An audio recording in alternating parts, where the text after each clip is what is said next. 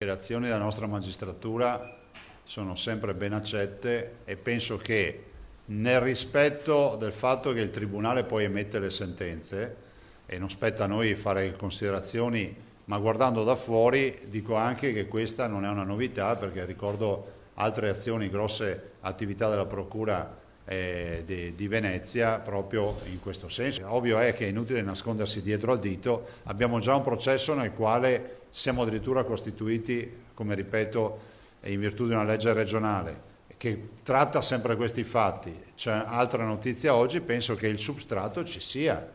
Il substrato è dato anche dalle crisi economiche, dalle difficoltà delle imprese e anche dalla ricchezza magari dei territori, quindi territori che rischiano di essere quasi per contrappasso fertili, no? Per alcune attività. Non lo sono magari in un periodo economico poco favorevole, ma lo sono per attività poco lecite.